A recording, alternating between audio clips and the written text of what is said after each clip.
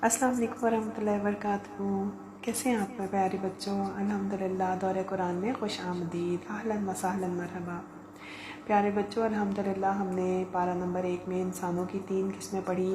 पहली किस्म हमने पढ़ी मोमिन की। तो हमने अपने अंदर झांकना है, अपने अंदर देखना है, सेल्फ एनालिसिस करना है कि हम मोमिनीन हैं तो क्या हमारे अंदर मोमिनीन वाली वो जो 5 सिफ़ात हमने पढ़ी थी वो हैं।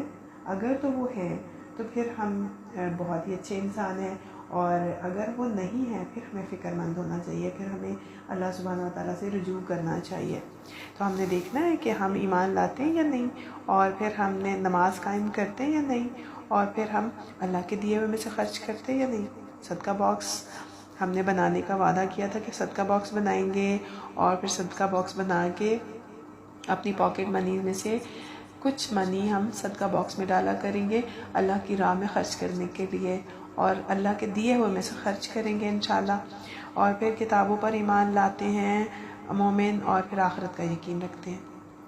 हमने एक कौम के बारे में भी पढ़ा था, बनी इसराइल के बारे में। बनी इसराइल एक ऐसी कौम थी कि जो अल्लाह सुब्हानहू व तआला की नाफरमानी करती थी, नाशुक्री करती थी, और अल्लाह ने इतने एहसानात किए, इतनी नेमतें दी, मगर उन लोगों ने एहसान नहीं अल्लाह का समझा और नाशुक्री करनी शुरू कर दी। बनी इसराइल की तरह की कौम नहीं हमने बनना। हम भी तो एक कौम है ना, तो हमने क्या करना है? हमने नेक और अताअत गुजार बनना है। अल्लाह सुब्हानहू व तआला की अताअत, रसूल अल्लाह सल्लल्लाहु अलैहि वसल्लम की अताअत करनी है। तो हम आज देखते हैं सयाकूल दूसरा पार। सयाकूल में भी सूरह अल-बकरा है, आयत नंबर 142 से 252 तक, 142 से 252 तक। तो हम देखते हैं कि सयाकूल में कौन से इम्पॉर्टेंट टॉपिक्स हैं, कौन से सब्जेक्ट हैं। सबसे पहले हम इसमें देखेंगे तहवील क़िबला का बयान। तहवील क़िबला यानी क़िबला चेंज हुआ। क़िबला किसको कहते हैं? जिस तरफ मुंह करके हम नमाज पढ़ते हैं। और फिर हम देखेंगे कि अल्लाह ताला ने मुसलमानों को कहा कि ये खैरुल उम्मत है, बेहतरीन उम्मत। अब फिर हम देखेंगे उम्मत मुस्लिमा बेहतरीन उम्मत है, तो इस मुस्लिम उम्मत की क्या जिम्मेदारियाँ हैं। फिर हम देखेंगे कि नेकियों में आगे बढ़ना है, फस्ताबिकुल खैरात, नेकियों में कंपटीशन, नेकियों की दौड़ लग गई, नेकियों की रेस करनी है। और फिर उसके बाद हम देखेंगे अल्लाह ताला ने हमें पाकीज़ा और हलाल रिज़्क खाने का हुक्म दिया। पाकीज़ा खाओ और हलाल तय्यब रिज़्क। फिर रोज़े के अहकामात भी इसी पारे में हैं, उम्रा और हज के अहकामात हैं। और फिर एक हुक्मरान तालूत और काफिर हुक्मरान जालूत के दरमियान मुकाबले का एक किस्सा है इसमें। और हम देखेंगे कि अल्लाह सुब्हानहू व तआला की जो निशानियां हैं उनके बारे में भी अल्लाह ताला ने इस पारा सयाकूल में फरमाया है कि अल्लाह की कायनात की निशानियां देख लो। अल्लाह सुब्हानहू व तआला ने निशानियां जो दी हैं, सफ़ा मरवा को भी निशानी बना दिया, और अल्लाह सुब्हानहू व तआला की तौहीद का, अल्लाह की बड़ाई का हमें पता चलता है। पूरी कायनात पे गौर व फिक्र करें, हमें पता चलता है कि इस कायनात को बनाने वाला कोई है, इस कायनात को चलाने वाला, इसका इंतज़ाम करने वाला कोई है, और अल्लाह की ज़ात है वो। और अल्लाह बहुत मेहरबान है। अल्लाह सुब्हानहू व तआला के हुक्म से हर चीज़ होती है। अल्लाह हर शय पे कादिर है। तो बच्चों, हम देखते हैं आयत नंबर 142 में अल्लाह ताला ने तहवील क़िबला के बारे में बताया। कुरान पाक का पारा 2 शुरू करने से पहले हम पढ़ेंगे अऊज़ु बिल्लाहि मिनश शैतानिर रजीम, बिस्मिल्लाहिर रहमानिर रहीम। सयक़ूलु सुफ़हाउ मिनन नासि मा वल्लाहुम अन क़िबलतिहिम अल्लती कानू अलैहा क़ुल लिल्लाहिल मशरिक़ु वल मग़रिब यहदी मन यशाउ इला सिरातिम मुस्तक़ीम। अल्लाह सुब्हानहू व तआला ने जो कौम भेजी थी ना, बनी इसराइल, उसको अल्लाह ताला ने तमाम कौमों पर फ़ौक़ियत दी थी। बनी इसराइल में अल्लाह ताला ने बहुत से अंबिया भेजे, बहुत बादशाह भेजे, दुनिया भर से नेमतें दी अल्लाह ताला ने उन्हें, और वो अल्लाह की नाफरमानियाँ करते रहे, अल्लाह के अहकामात का मजाक उड़ाते रहे, तो अल्लाह ताला उनसे नाराज़ हो गए। और अल्लाह सुब्हानहू व तआला ने रसूल अल्लाह सल्लल्लाहु अलैहि वसल्लम को नबी मुंतखब कर लिया। اللہ سبحانہ و تعالیٰ نے جب نبی منتخب کیا تو انہوں نے رسول اللہ صلی اللہ علیہ وسلم نے ابتدائی سال مکہ میں گزارے، پھر اللہ نے ہجرت کا حکم دیا تو انہوں نے ہجرت کی۔ جب ہجرت کر لی، مدینہ پہنچے تو اس وقت یہود جو تھے وہ بیت المقدس کی طرف منہ کر کے نماز پڑھتے تھے۔ اللہ تعالیٰ نے مسلمانوں کو بھی حکم دیا کہ وہ بھی فی الحال اسی کی طرف منہ کر کے نماز پڑھیں۔ اب رسول اللہ صلی اللہ علیہ وسلم اللہ کے حکم کی وجہ سے بیت المقدس کی طرف منہ کر کے نماز پڑھتے، اور تقریباً 16-17 مہینے بیت المقدس کی طرف منہ کر کے مسلمان جو تھے وہ نماز پڑھتے رہے۔ تو یہاں پر اس آیت میں اللہ تعالیٰ نے فرمایا کہ جلد ہی لوگ جو بیوقوف لوگ ہیں وہ کہیں گے کہ مسلمانوں کو کس چیز نے ان کے قبلے سے پھیر دیا، یعنی اب انہوں نے اپنا رخ خانہ کعبہ کی طرف کر لیا۔ تو آپ کہہ دیجئے کہ مشرق اور مغرب اللہ ہی کا ہے، یعنی ہر سمت، ہر ڈائریکشن اللہ کی ہے۔ اللہ جس طرف چاہے منہ موڑنے کا حکم دے اللہ تعالیٰ کر سکتا ہے۔ اللہ تعالیٰ جہاں چاہتا ہے اللہ تعالیٰ حکم دیتا ہے کہ اس طرح منہ کر کے نماز پڑھنی ہے۔ جب اللہ تعالیٰ نے رسول اللہ صلی اللہ علیہ وسلم کو اس کعبے کی طرف، خانہ کعبہ کی طرف منہ کر کے نماز پڑھنے کا حکم دیا تو نماز کا وقت تھا، یعنی نماز پڑھے تھے سب لوگ۔ تو پھر اللہ کے حکم پہ سب لوگوں نے نماز کے دوران ہی فوراً سیرنڈر کر دیا، فوراً اس حکم کو انہوں نے پورا کیا اور فوراً منہ اپنا پھیر لیا دوسرے قبلے کی طرف، بیت المقدس سے قبلہ کی طرف منہ کر کے نماز پڑھی۔ اور پھر اللہ تعالیٰ کا یہ حکم، اللہ سبحانہ و تعالیٰ جیسے چاہیں بندوں کو حکم دے۔ ہمارا کیا کام ہے؟ ہمارا کام ہے کہ ہم اللہ کے حکم پہ سر تسلیم خم کر لیں، ہم اللہ کے حکم کو فوراً مان لیں، فوراً قبول کر لیں۔ یعنی اللہ تعالیٰ اگر موسم کو تبدیل کریں تو ہم قبول کر لیں، ہم یہ نہ کہیں اوہو اتنی گرمی ہو گئی ہے کیوں ہوئی ہے، اتنی سردی ہو گئی ہے کیوں ہوئی، نہیں۔ اللہ سبحانہ و تعالیٰ صبح سے شام کرتے ہیں، شام سے رات ہوتی ہے، دن اور رات تبدیل ہوتے ہیں، موسم تبدیل ہوتے ہیں، اللہ کی بھیجی ہوئی تبدیلیاں ہیں۔ ہمیں تو اللہ تعالیٰ کے ہر حکم پہ ماننا ہے، راضی رہنا ہے نا۔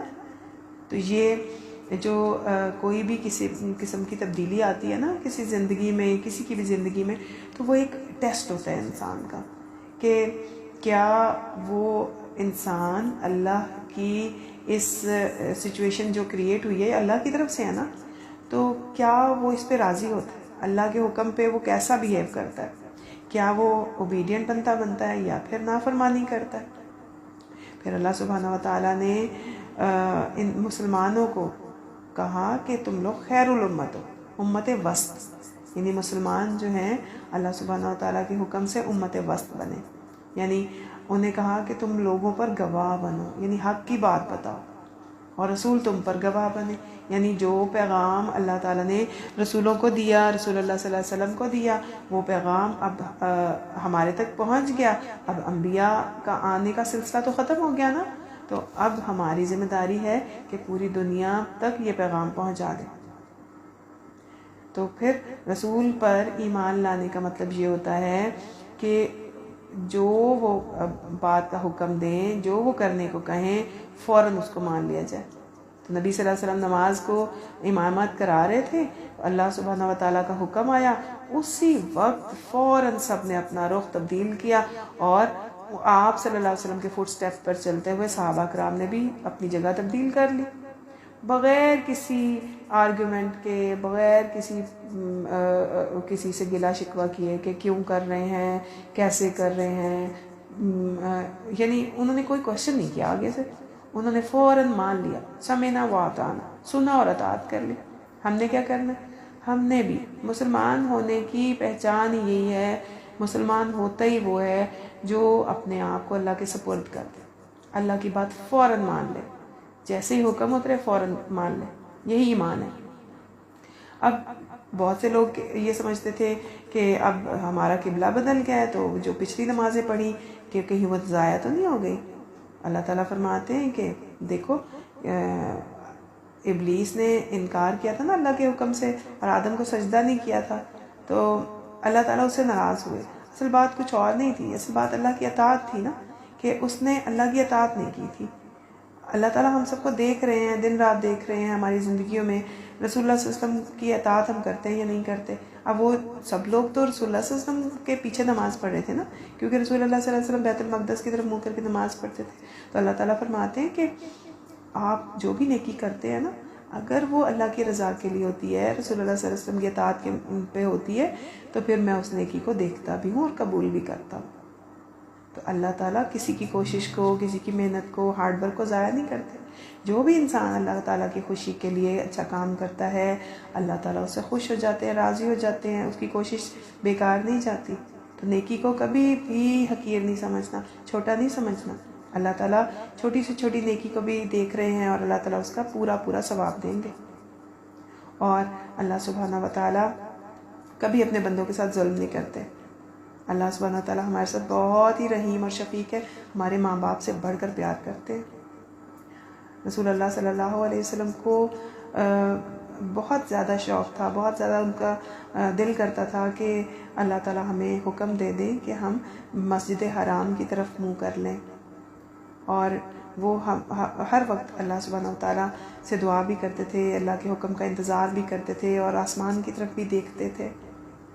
تو اللہ سبحانہ و تعالیٰ نے پھر رسول اللہ صلی اللہ علیہ وسلم کی اس دیکھنے کو بیان کیا کہ ہم آپ کا چہرہ جو آپ آسمان کی طرف کر کے دیکھتے ہیں نا, ہم آپ کے لیے قبلہ چینج کرنے کا حکم دے رہے ہیں.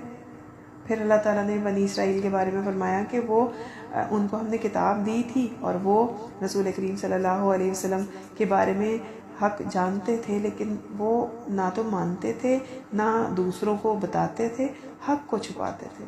اللہ تعالیٰ فرماتے ہیں کہ حق کو نہیں چھپانا کبھی بھی, اور ہمیشہ اللہ کی اطاعت کرنی ہے. یعنی لوگوں کی باتوں میں نہیں آنا, شک نہیں کرنا.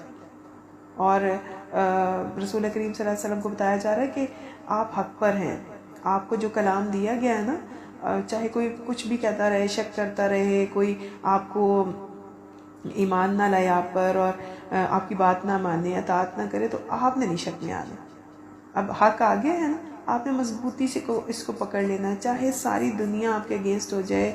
بس اگر حق آپ کو پتہ چل جائے تو آپ نے, اگر آپ حق پہ اکیلے بھی ہوں, اللہ آپ کے ساتھ ہے. پریشان نہیں ہونا. اپنی بات جو حق کی بات ہے نا, اس پہ ڈٹ جانا ہے. وہ بات کسی کی خواہش کی وجہ سے بالکل بھی نہیں چھپانی, اور کبھی بھی نہیں کسی انسانوں سے ڈرنا, ایک اللہ سے ڈرنا ہے. اور پھر اللہ تعالیٰ فرماتے ہیں کہ ہر انسان کی ایک زندگی کا ایک فوکس پوائنٹ ہوتا ہے نا, فوکس ہوتا ہے. تو ہمارا فوکس کس پہ ہونا چاہیے؟ نیکیوں پہ. ہمارا فوکس ہونا چاہیے کہ ہم خیر کے کام کریں, اللہ کی رضا کے کام کریں. ہم خیر الامت ہیں, ہمیں کہا جا رہا ہے کہ فاستبقوا الخیرات, نیکیوں میں آگے بڑھ جاؤ. اہل ایمان کے لیے اصل مقابلہ نیکیوں میں آگے نکلنا ہے.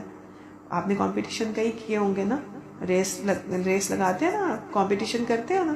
تو اصل جو مومن ہوتا ہے نا, اس کا جو کمپٹیشن ہے وہ نیکیوں کا کمپٹیشن ہوتا ہے. اب دیکھیں نا, ایک دن آئے گا نا یوم القیامت, تو اس میں تمام جو ہمارے نامہ اعمال ہوں گے نا, اس میں پتہ چل جائے گا کون آگے نکلا, کون پیچھے رہ گیا, کون ون کر گیا, کون لوزر ہے. تو ہم نے کمپٹیشن کرنا ہے, ریس لگانی ہے نیکیوں میں, آگے نکلنے کی, جیتنے کی کوشش کرنی ہے. اور عمل وہی قبول ہوگا جو خالص نیت سے ہوگا, اللہ کی رضا کے لیے ہوگا, نبی صلی اللہ علیہ وسلم کی سنت کے مطابق ہوگا.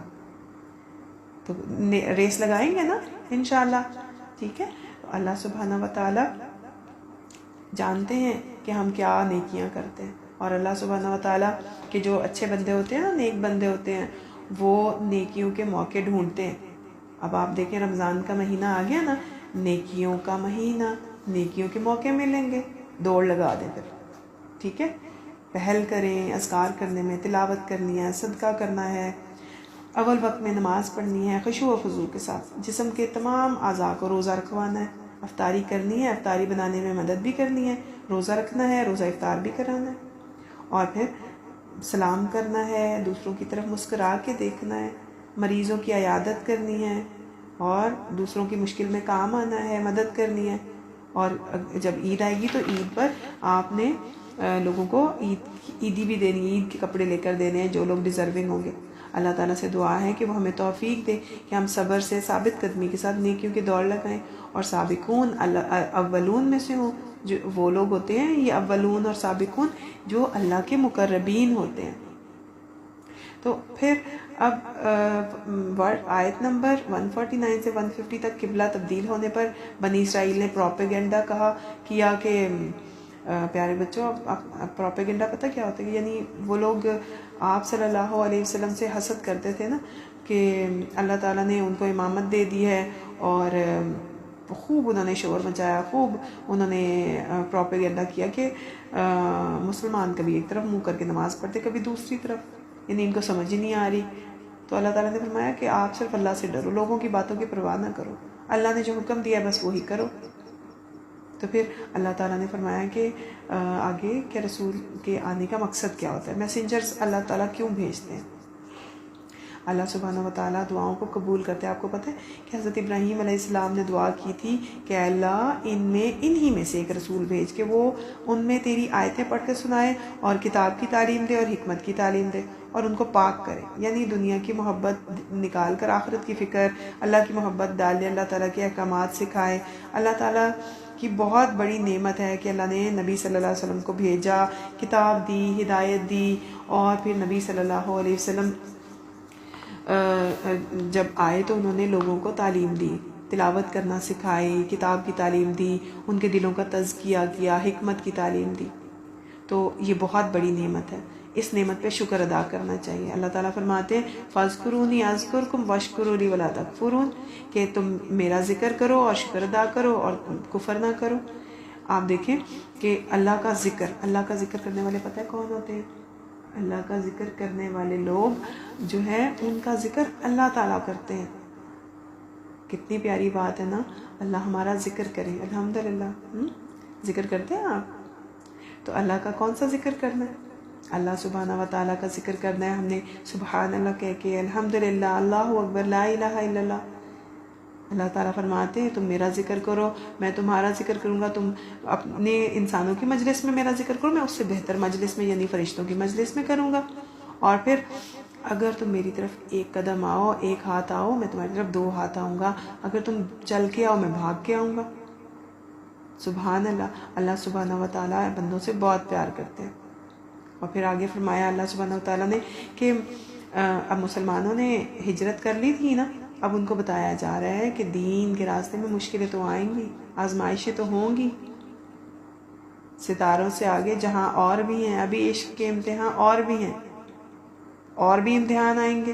اب ہجرت کے بعد جہاد فرض ہو گیا، پھر اللہ تعالیٰ نے مسلمانوں کو کہا ایمان والو صبر اور نماز سے مدد لو، بے شک اللہ تعالیٰ صبر کرنے والوں کے ساتھ ہے۔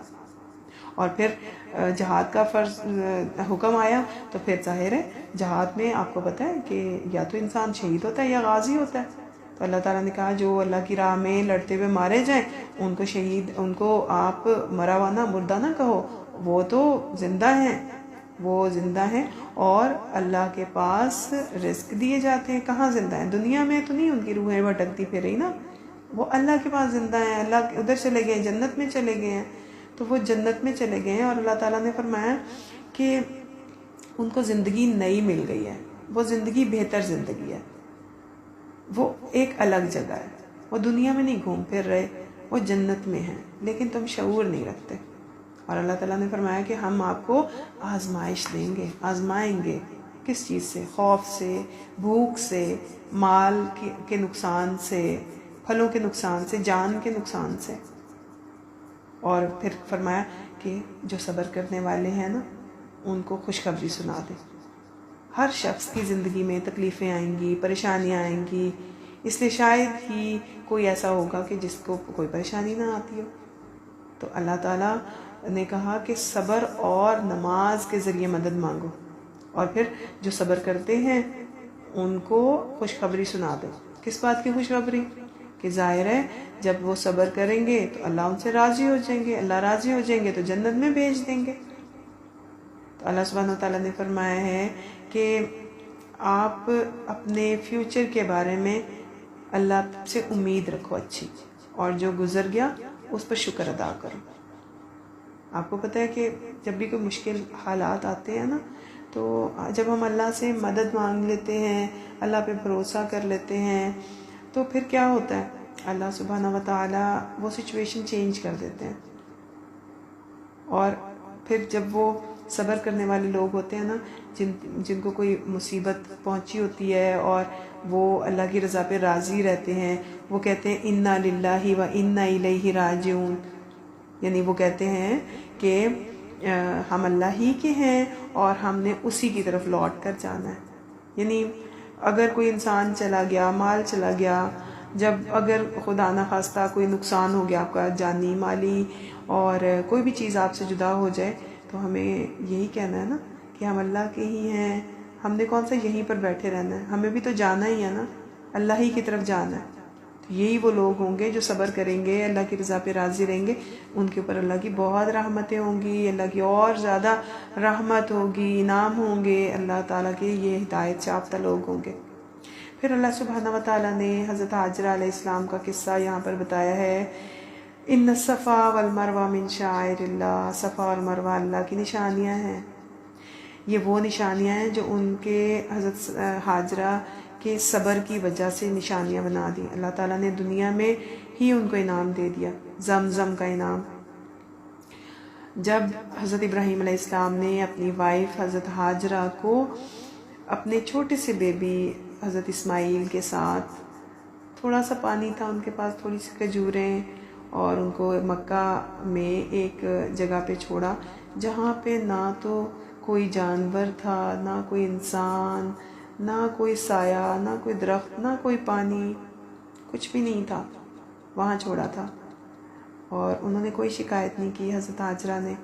انہوں نے دیکھا کہ ظاہر ہے میرے ہسبینڈ جو ہیں وہ خلیل اللہ ہیں، حضرت ابراہیم خلیل اللہ، اللہ کے فرینڈ تھے نا، تو اللہ کے دوست ہیں، تو پھر ظاہر ہے اللہ تعالیٰ نے ہی کہا ہے نا ان کو میرے بارے میں کہ ایسا حکم دیا ہوگا.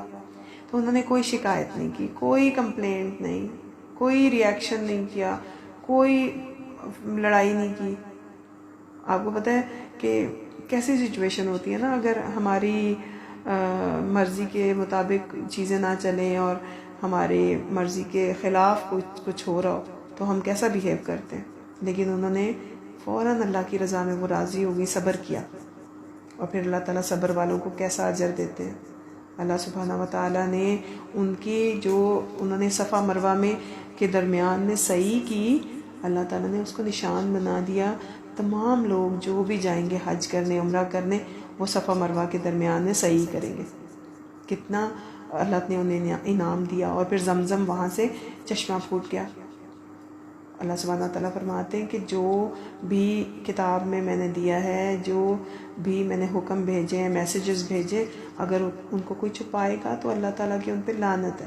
حقیقت کو لوگوں کے سامنے رکھیں، یعنی جب آپ اللہ کا پیغام پہنچائیں تو پوری طرح پہنچائیں. اور اگر کوئی ایسا کرتا ہے اسے چاہیے وہ توبہ کر لے، اصلاح کر لے. اور اللہ تعالیٰ بہت مہربان ہے، رحم کرنے والے ہیں، معاف کرنے والے ہیں. اور وہ لوگ جو ابھی تک ایمان نہیں لائے تھے اور وہ کفر کی حالت میں ہی مر گئے، تو پھر آپ سوچیں کتنے لوگ کفر کی حالت میں مر جاتے ہیں.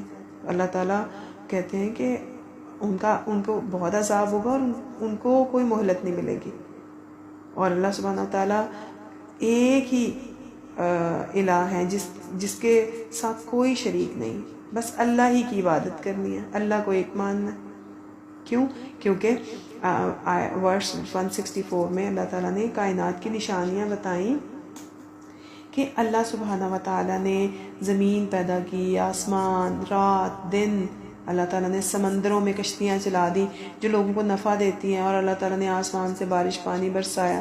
اور پھر زمین پر جب وہ پانی پڑتا ہے تو زمین ہری بھری ہو جاتی ہے، پودے اگاتی ہے، ہر قسم کے پھل اگتے ہیں، جانور، ہر طرح طرح کے جانور ہیں جو رزق حاصل کرتے ہیں. اور اللہ سبحانہ و تعالیٰ نے ہواؤں کی گردش سے جو بادل ہیں وہ مسخر کر دیے جو آسمان اور زمین کے درمیان ہیں. اور پھر جب اللہ سبحانہ و تعالیٰ کے حکم سے بارش برستی ہے تو یہ زمین ہری بھری ہو جاتی ہے. تو یہ سب کے سب سائنس ہیں نا اللہ تعالیٰ کے. جو لوگ اللہ کو پہچاننا چاہتے ہیں، ظاہر ہے اللہ تعالیٰ کو تو کسی نے نہیں نا دیکھا، تو جو لوگ اللہ کو پہچاننا چاہتے ہیں تو اللہ کی نشانیاں تو پوری کائنات میں بھری پڑی ہیں، سبق حاصل کریں اللہ کی نشانیوں کو دیکھ کے۔ آپ دیکھیں کہ سورج کتنا بڑا ہے، ہماری زمین سے بھی کئی لاکھ گنا بڑا ہے، اور کبھی اس کی لائٹ کم ہوئی ہے؟ کبھی اس کی لائٹ آف ہوئی ہے؟ نہیں نا۔ اور کیا ایسی کوئی لائٹ انسان بنا سکتا ہے؟ نہیں بنا سکتا۔ اتنے درخت ہیں دنیا میں، کیا ان کے پتے کوئی گن سکتا ہے؟ نہیں نا۔ تو صرف اللہ تعالیٰ ہی ہیں ان سب چیزوں پہ قادر۔ ہم ایک چھوٹی سی پینٹنگ بناتے ہیں، چھوٹا سا پھول بناتے ہیں، کوئی کینوس پہ پینٹ کر لیتے ہیں تو ہم بڑے خوش ہو رہے ہوتے ہیں اور اپریشیٹ کر رہے ہوتے ہیں اگر کسی نے ایسی پینٹنگ بنائی ہو، کہیں دیکھ لیں، یا ہم نے بنائی ہو اور ہم لوگوں کو دکھا کے تعریفیں وصول کر رہے ہوتے ہیں۔ تو کوئی ہے جو اللہ کی بنائی ہوئی کائنات میں جو چیزیں ہیں ویسی کچھ بنا سکے؟ کوئی بھی نہیں بنا سکتا۔ تو اللہ سبحانہ و تعالیٰ فرماتے ہیں کہ لوگوں میں سے کچھ ایسے لوگ ہیں جو اللہ کے سوا شریک بنا لیتے ہیں، اور وہ اللہ جیسی محبت، جیسی اللہ سے محبت کرنی ہوتی ہے نا، ویسی محبت وہ ان سے کرتے ہیں۔ لیکن جو لوگ ایمان لاتے ہیں وہ اللہ کی محبت میں شدید ہوتے ہیں، یعنی اہل ایمان سب سے زیادہ اللہ سے محبت کرتے ہیں، ہر ایک سے زیادہ۔ رسول اللہ صلی اللہ علیہ وسلم نے فرمایا کہ کوئی آدمی بھی اس وقت تک مومن نہیں ہو سکتا جب تک اسے اللہ اور اس کے رسول حضرت محمد صلی اللہ علیہ وسلم دوسروں سے سب سے زیادہ محبوب نہ ہو جائے۔ ایمان والا والذین آمنوا اشد حبا للہ، اللہ کی محبت میں سب سے زیادہ شدید، سب سے زیادہ آگے بڑھ جاتے ہیں۔ اور پھر اللہ تعالیٰ نے فرمایا کہ زمین میں جو بھی اللہ تعالیٰ نے حلال اور طیب چیزیں رکھی ہیں نا ان کو کھاؤ، اور شیطان کے قدموں کی پیروی نہ کرو۔ شیطان جو ہے نا انسان کا کھلا دشمن ہے۔ کیا دشمنی ہے اس کی؟ وہ دیکھتا ہے کہ انسان کی ویکنیس کیا ہے۔ آپ کو پتہ ہے کہ ہماری ویکنیس کیا ہے؟ ہمیں طرح طرح کے کھانے، طرح طرح کی مزے کی چیزیں پسند ہیں نا۔ ہم کہتے ہیں یہ ڈش بھی ہو، وہ بھی ڈش ہو، یہ بھی کھانے کو ہو، وہ بھی کھانے کو ہو۔ ایسی فوڈ چینز آ گئی ہیں، ایسے فاسٹ فوڈ آ گئے ہیں کہ ہمیں دیکھ کے، ایڈورٹیزمنٹ دیکھ کے منہ میں پانی آ جاتا ہے۔ ہم تو کہتے ہیں یہ بھی کھا لیں، وہ بھی کھا لیں۔ ہم یہ بھی نہیں دیکھتے وہ کس پروسیس سے بن رہا ہے، کیسا، اس میں کوئی حلال چیز ہے یا حرام چیز تو نہیں۔ تو آپ نے دیکھنا ہے کہ اگر کسی چیز میں کوئی شک بھی ہو نا تو پھر بھی ہم اس کو چھوڑ دیں، ٹھیک ہے، ہم صرف حلال کھائیں۔ تو رمضان کا گول کیا ہے؟ ہمارا رمضان کا گول یہ ہے کہ اپنی فوڈ ہیبٹس بھی چینج کرنی ہے، ہیلدی کھانا ہے، اور شیطان سے بچنا ہے۔ شیطان ہمارا دشمن ہے، کہیں وہ ہمیں ایسی چیزوں کی طرف رغبت نہ دلا دے کہ جو حلال نہ ہو، پاک نہ ہو۔ اور پھر اللہ سبحانہ تعالیٰ نے فرمایا کہ حلال چیزیں کھاؤ، پاکیزہ چیزیں کھاؤ، اللہ نے رزق دیا ہے تمہیں اور اللہ کا شکر کرو، اسی کی عبادت کرو۔ اور پھر فرمایا کہ نیکیاں کرنی اور نیکیوں کو ملٹی پلائی کرنا ہے۔ آپ کو پتہ ہے نیکیوں کو ملٹی پلائی کیسے کرتے ہیں؟ نیکیاں ایسے ملٹی پلائی ہوتی ہیں کہ جب ہم خود بھی نیکی کریں اور دوسروں کو بھی اپنے ساتھ نیکیوں کی رغبت دلائیں، ان کو کہیں کہ دعوت دیں قرآن کی، ان کو کہیں چلو آؤ ہم نماز پڑھنے چلتے ہیں، آؤ ہم صبح کے اذکار کر لیں، آؤ ہم شام کے اذکار کر لیں، چلو ہم صدقہ کر لیتے ہیں، چلو ہم کسی کی مدد کر لیتے ہیں۔ تو خود اکیلے نیکیاں نہ کریں، دوسروں کو بھی ساتھ ملا لیں، ملٹی پلائی ہو جائیں گی نا نیکیاں۔ تو وہ ایسے لوگ ہوتے ہیں جو ایمان لاتے ہیں اللہ تعالیٰ پر، آخرت کے دن پر، فرشتوں پر، کتابوں پر، نبیوں پر۔ اور مال کی آپ کو پتہ ہے سب کے دل میں نا مال کی محبت ہوتی ہے، اور مال کی محبت کے باوجود رشتہ داروں، یتیموں، محتاجوں، مسافروں اور سوال کرنے والوں، اور جہاں جہاں اللہ تعالیٰ نے فرمایا اللہ کے راستے میں خرچ کرتے ہیں، نماز قائم کرتے ہیں، زکوٰۃ ادا کرتے ہیں، اور پھر اپنے عہد کو پورا کرتے ہیں، اور اگر ان کو جہاد کرنا پڑے تو جہاد بھی کرتے ہیں، وہ لوگ تقویٰ والے ہوتے ہیں۔ اور پھر اللہ تعالیٰ نے نیکیوں کے بارے میں بتایا کہ نیکیاں جو ہے نا وہ آپ نے چھوٹی ہوں بڑی ہوں، کوئی بھی نیکی ضائع نہیں کرنی، دکھاوا بھی نہیں کرنا، اور نیکیاں آپ نے خود یعنی ایسے تلاش کرنی ہے کہ اب کیا، اس وقت کون سا کام ہے، اس وقت کون سا کام کریں، اس وقت کون سا کام کریں، یعنی آپ نے نیکی کا کوئی بھی موقع جانے نہیں دینا، ہر موقع پہ نیکی کرنی ہے۔ اس کے بعد اس پارے میں بچوں اللہ سبحانہ و تعالیٰ نے قصاص کے بارے میں حکم دیا کہ خون کے بدلے خون فرض ہو گیا. اللہ تعالیٰ نے انصاف قائم کیا.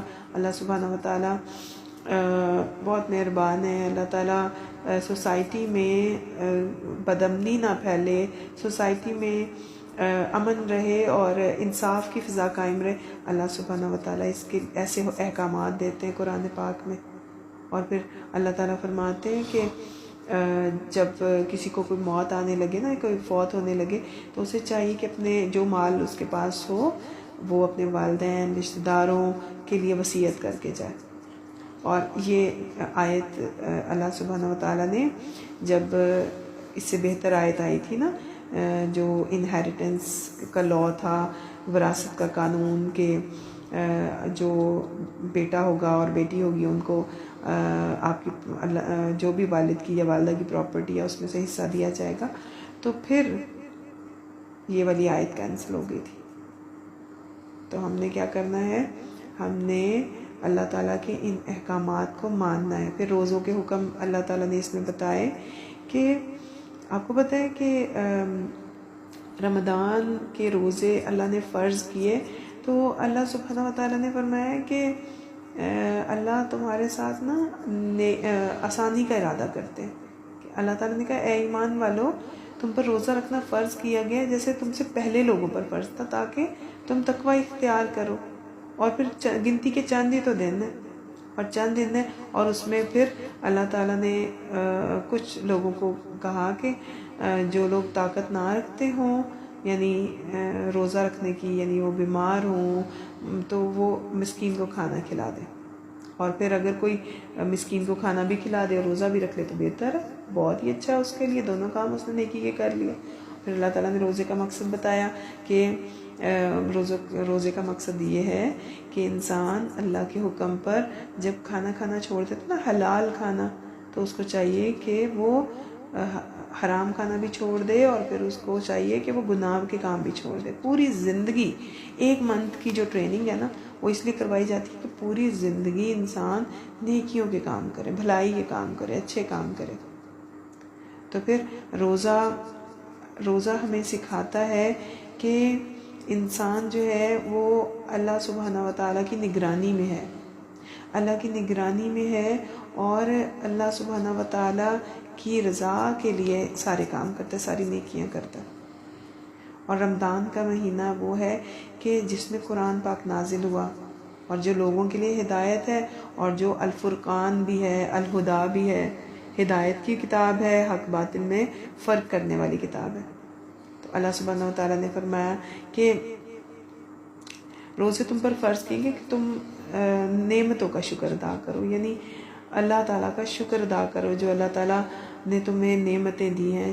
تھوڑی دیر کے لیے انسان کھانا پینا چھوڑتا ہے تو اس کو پھر کھانے کی قدر بھی آتی ہے, پانی کی بھی ویلیو پتہ چلتی ہے, اسے پتہ چلتا ہے نا کہ اللہ کی یہ اتنی نعمتیں ہیں. اللہ تعالیٰ کی خاطر وہ رکا رہتا ہے صبح سے لے کے شام مغرب تک, اور اس کو پھر امپورٹنس فیل ہوتی ہے کہ پانی کتنی ایسی نعمت ہے نا کہ شدید پیاس کی صورت میں جب پانی پیتے ہیں تو ہمیں وہ پانی کتنا مزے کا لگ رہا ہوتا ہے. اللہ تعالیٰ نے فرمایا کہ اے نبی, آپ سے میرے بندے جب آپ سے پوچھیں نا کہ سوال کریں تو آپ انہیں کہہ دینا کہ میں تو قریب ہی ہوں, میں تو سنتا ہوں. اللہ بہت قریب ہے, یعنی جب بھی کوئی اللہ تعالیٰ کو پکارتا ہے, چاہے وہ آہستہ سے, زور سے, دل میں پکارے, جیسے بھی پکارے, سرگوشی کرے, دن میں کرے, رات میں کرے, اللہ تعالیٰ سنتے ہیں. اللہ سبحانہ و تعالیٰ انسان کی دعاؤں کو سنتے ہیں, اور اللہ سبحانہ و تعالیٰ ہماری دعاؤں کا جواب بھی دیتے ہیں. اللہ تعالیٰ صرف ہمیں ہماری یاد کرنے پہ یاد ہی نہیں کرتے, ہماری دعاؤں کا جواب دیتے ہیں. اللہ تعالیٰ ہماری دعاؤں کو قبول کرتے ہیں. تو اس لیے ہمیں بھی چاہیے کہ ہم اللہ سبحانہ و تعالیٰ کی فرما برداری کریں, ہم اللہ کے احکامات کو سنیں اور پھر فوراً اطاعت کریں. جو حکم آئے ہم اللہ تعالیٰ ہم آپ کے حکم پہ راضی ہیں, ہم خوشی سے عمل کریں گے. اور پھر اللہ سبحانہ و تعالیٰ نے روزے کے بارے میں مزید احکامات دیے اور پھر بتایا کہ تم لوگ ایک دوسرے کے جو مال ہے نا وہ باطل طریقے سے نہ کھاؤ، یعنی ایسا نہ کرو کہ رمضان میں تو اللہ تعالیٰ نے جو حلال چیزیں تھیں ان سے منع کیا، تم لوگ منع ہو گئے، اب روزے ختم ہو گئے ہیں تو ایک دوسرے سے لڑائی کر کے ایک دوسرے سے چھینا چپٹی کر کے کھاتے ہو، تو ایسا تو نہیں کرنا نا، ایسے تو فساد ہو جائے گا، ایسے تو لڑائی ہو جائے گی، جھگڑا ہو جائے گا، ایسے نہیں کرنا، ایک دوسرے کا حق نہیں کھانا، ایک دوسرے کے ساتھ زیادتی نہیں کرنی۔ پھر اللہ تعالیٰ فرماتے ہیں کہ چاند کے بارے میں جب آپ سے لوگ پوچھیں تو آپ انہیں بتائیے کہ چاند، جب آپ کو پتہ ہے جب ہم چاند دیکھتے ہیں تو ہم روزہ رکھنا شروع کر دیتے ہیں، چاند دیکھتے ہیں تو ہمیں اسلامک منتھ کا پتہ چل جاتا ہے، تو اسی طرح ہمیں حج کا بھی پتہ چلتا ہے کہ اب حج ہے، حج کرنا ہے، تو آپ انہیں بتائیں کہ ہمیں حج کے دنوں کا پتہ چلتا ہے چاند دیکھ کے، تو ہمیں کسی بھی منتھ کے چینج ہونے کا پتہ چلتا ہے نا۔ تو اللہ سبحانہ و تعالیٰ نے اسلام کا کانسیپٹ بتایا کہ اسلام میں جب کوئی جہاد کیا جاتا ہے نا، کوئی جنگ لڑی جاتی ہے، اللہ تعالیٰ نے حکم دیا نا جہاد کا، تو اس لیے لڑا جاتا ہے کہ کوئی فتنہ ہے نا اس کو ختم کرنا ہے، کوئی فساد ہے، کوئی جھگڑا، اس کو ختم کرنا ہے۔ اس کا مطلب ہرگز نہیں ہے جہاد کا کہ اس کے لیے ہم نے اپنی کوئی شہرت کرنی ہے، کوئی فیم چاہیے یا کوئی زمین کا ٹکڑا چاہیے، تو اس کے لیے اللہ کے راستے میں انسان جو ہے وہ شہادت حاصل کرنے کے لیے، اللہ کے نام کا بول بالا کرنے کے لیے، اللہ کا نام بلند، اللہ کا کلمہ بلند کرنے کے لیے جہاد کرتے ہیں۔ مومن اس لیے نہیں جہاد کرتے کہ ان کو زمین مل جائے، جائیداد مل جائے، مال غنیمت مل جائے، یا ان کو کوئی بہادر کہے، تو اس لیے نہیں کرتے۔ پھر اللہ سبحانہ و تعالیٰ نے فرمایا کہ مہینوں کے بارے میں کہ کچھ منتھ، اللہ نے 4 مہینے ایسے ہیں کہ جن کو کہا کہ یہ حرمت والے مہینے ہیں، یعنی یہ ایسے مہینے ہیں کہ ان میں ایک دوسرے کے ساتھ کوئی زیادتی نہیں کرنی، لڑائی نہیں کرنی، جنگ نہیں کرنی، اور اگر تم سے کوئی جنگ کرے تو پھر آپ جواب دے سکتے ہو، مسلمان پہل نہیں کریں گے۔ پھر اللہ سبحانہ و تعالیٰ نے فرمایا کہ آپ کو پتہ ہے کہ وہ مقدس مہینے کون سے ہیں، وہ محترم مہینے کون سے ہیں؟ وہ حرام مہینے، حرمت والے مہینے رجب، ذوالقعدہ، ذی الحجہ، محرم، تو یہ حرمت والے مہینے ہیں، ٹھیک ہے؟ 4 مہینے ہیں جو حرمت والے ہیں، تو ٹوٹل کتنے مہینے ہیں؟ 12 مہینے ہیں۔ اللہ سبحانہ و تعالیٰ نے پھر اس کے آگے فرمایا ہے کہ اللہ کی راہ میں خرچ کرو، اللہ کی راہ میں خرچ کرو، یعنی اللہ کی راہ میں چاہے کوئی بھی، یعنی چاہے وہ حج عمرہ ہے، چاہے کوئی جنگ جہاد کا معاملہ ہے، تو اللہ کے راستے میں جب مال مانگا جائے تو مال لے کے حاضر ہو جائے، اللہ کے راستے میں خرچ کریں، کیونکہ سب کچھ اللہ ہی کا دیا ہوا ہے، اللہ ہی کا ہی ہے، اللہ کیا دیا ہوا، اللہ کے راستے میں خرچ کرنا ہے۔ پھر اللہ تعالیٰ نے فرمایا کہ حج اور عمرہ کرو۔ آپ کو پتہ ہے کہ ابراہیم علیہ السلام کے جو بھی انہوں نے کیا، جیسے جیسے انہوں نے زندگی گزاری، اور ان کی زندگی کی برکتیں جو تھیں نا اللہ نے جاری کر دی، کیسے انہوں نے طواف کیا لوگوں کو، اب اللہ تعالیٰ نے طواف کرنے کا حکم دے دیا حج میں، عمرے میں، کہ آپ بیت اللہ کے آس پاس گھومو، گول گول گھومو، طواف کرو، اسی طرح مقام ابراہیم پہ 2 رکعتیں نماز پڑھو، صفا مروہ کی صحیح کرو جیسے حضرت عائشہ نے کی تھی، تو یہی تو ہے حج۔ اب حج کیا ہے؟ سیدنا ابراہیم علیہ السلام اور ان کی فیملی کی اوبیڈینس کی یاد تازہ کرا دیتا، وہ اوبیڈینٹ تھے نا بہت زیادہ، اللہ تعالیٰ ادھر حکم دیتے ادھر وہ پورا کرنے کے لیے کھڑے ہو جاتے، بیٹے کو قربان کرنے کھڑے ہو گئے تھے، تو اللہ کا ہر حکم مانتے تھے۔ ہم نے بھی اللہ تعالیٰ کا ہر حکم ماننا ہے، فوراً اللہ کا حکم ماننا ہے انشاءاللہ، ٹھیک ہے؟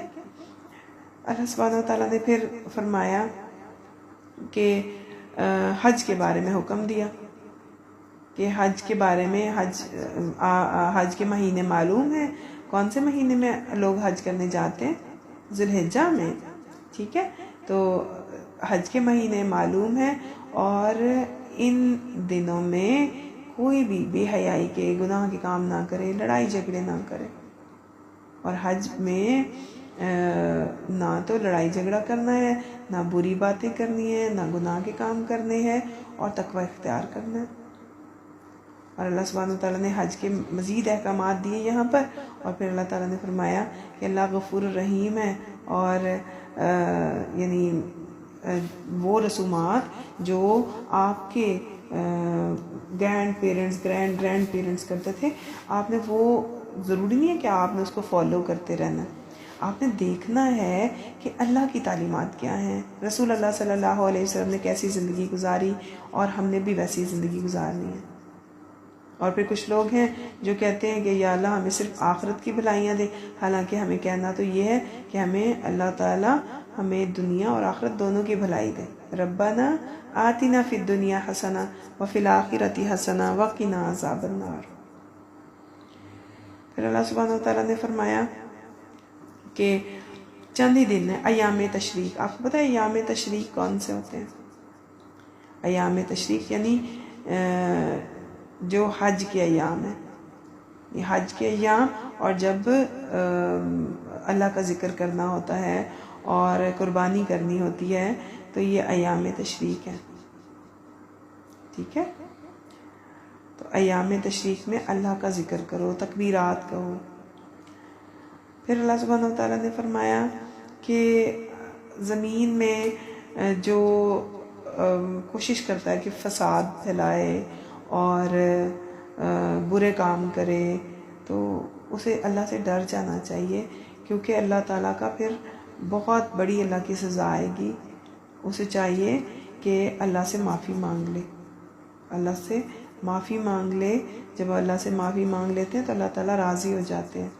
अल्लाह की मर्ज़ी के मुताबिक ज़िंदगी गुजारनी है, शैतान की मर्ज़ी के मुताबिक नहीं, क्योंकि शैतान खुला दुश्मन है। इस्लाम में पूरे के पूरे दाखिल होना है, यानी पूरी तरह अल्लाह के तालीमात की, अल्लाह के अहकामात की पैरवी करनी है, शयातीन के कदमों पे नहीं चलना। फिर इस पारे के आखिर में अल्लाह सुब्हानहू व तआला ने फरमाया कि